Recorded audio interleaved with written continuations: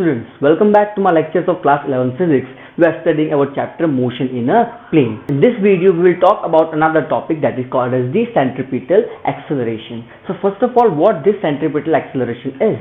This is the acceleration acting on a body which is undergoing uniform circular motion. Like we have centripetal force, the force which is acting towards the center of a circle, and that too acting along the radius. In the same way, we have this centripetal acceleration which is acting towards the center of the circle along which the object is moving, and it is acting along the radius of that circle. Okay, now here in this video we will specifically find the expression for the centripetal acceleration. Okay, so for that, first of all, we have to consider that we have an object which is moving along the circle, and this is the center of the circle, which is point O. Here we will consider the radius of the circle to be r. At this point we will consider this point is P, and at this point the velocity is v1. So at point P, the velocity that is acting along the tangential direction, and that velocity is v1. Okay, and we'll consider another point, that is point Q. That point Q will have the velocity that is v2. So at 2 points, that is point P and point Q, the velocity is v1 and v2. At this point Q, if I join this, then I will get some angle, and that angle is delta theta. At the time in which the object is covering the angle delta theta from point P to point Q, that time we will consider as t. तो अगर हमारे पास यहाँ पर time है और angle है, then we can calculate the angular velocity. This angular velocity omega is equals to delta theta by t. The rate of change of angular displacement is called as the angular velocity. Okay, here the velocity v1 we can consider p a, and for this velocity v2 I can consider qb.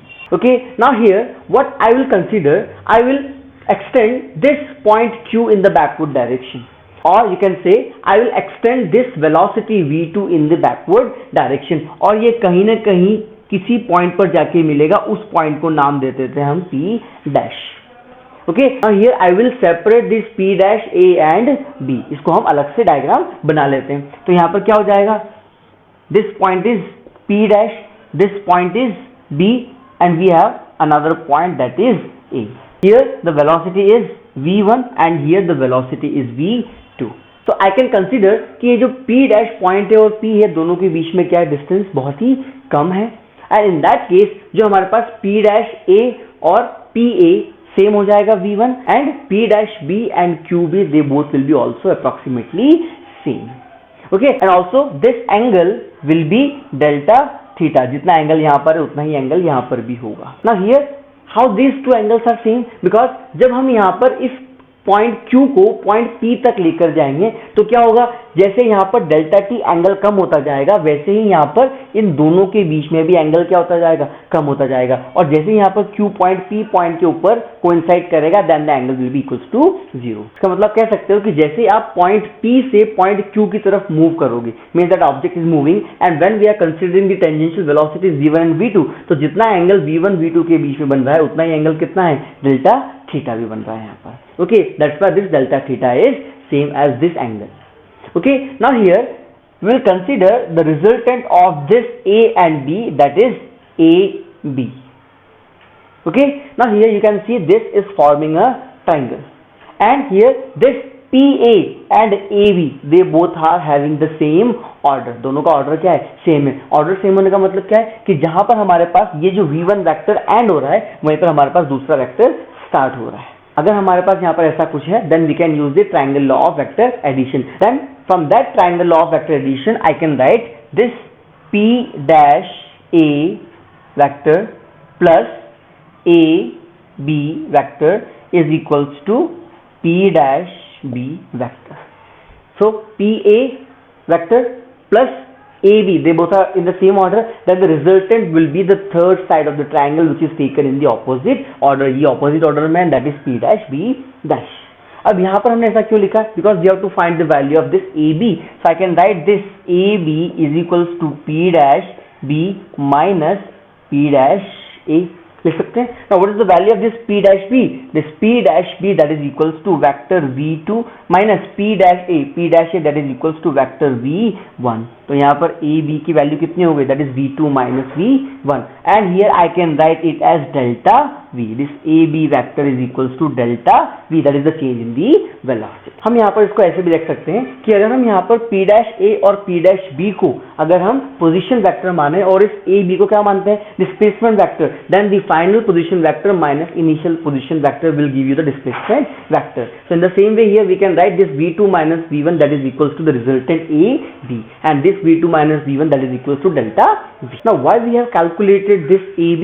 अब यहाँ पर क्या करेंगे हम कि इस A B को एक आर्क कंसीडर करेंगे, और इसको आर्क कंसीडर करने के लिए हमें एक सर्कल कंसीडर करना पड़ेगा. So will assume that P dash is the centre of the circle and this is a circle and this AB is the arc of that circle, and we can consider this V1 and V2 to be the radius of the circle. तो अगर यहाँ पर V1 और V2 radius है, then we have to consider that this V2 is equals to V1 that is equals to V. Both should be approximately same. अगर हम यहाँ पर इसको एक circle consider करते हैं. Okay, now when we are considering this to be the circle, then we can use theta equals to arc upon radius. Here we have theta, delta, theta, and arc we have AB, and radius we can consider either of them. तो हमने यहाँ पर V2 V1 को equal consider किया है, तो हम यहाँ पर क्या लिख लेते हैं? That is V. Theta is equals to arc upon radius. Now this arc AB that we have, so I can write this delta theta is equals to delta V by V. Okay, now what about this delta theta? This delta theta we can write it from here. This delta theta is equals to omega t. So at the place of this delta theta I will write omega t. So I can write this omega t is equals to delta v by v. Okay, now what I will do, I can write this omega v is equals to delta v by t. यहाँ से t को इस delta v के denominator में लेकर आ गए, और यहाँ से जो v है इसको यहाँ पर ट्रांसफर कर दिया. So omega v is equals to delta v by t. Now this delta v by t, the rate of change of velocity with respect to time, and that is called as the acceleration. तो यहाँ पर acceleration कितना हो जाएगा? That is equals to omega v, and this acceleration is the centripetal acceleration.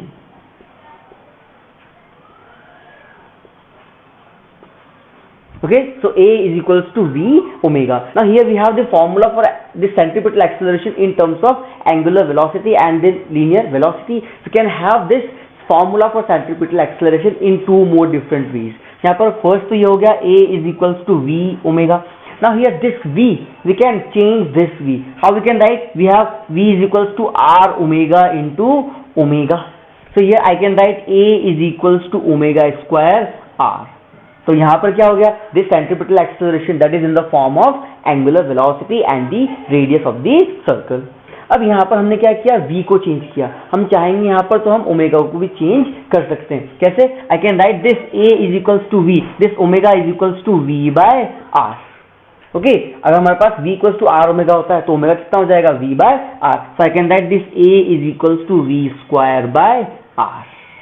So here we have three different formulas for centripetal acceleration. First is in terms of linear velocity and angular velocity. Second, it is in terms of angular velocity and the radius. And third, that is in terms of linear velocity and the radius. So here these are the three formulas. You can use any of the three based on the given quantities given in any numerical. So this is how we can calculate the expression for the centripetal acceleration.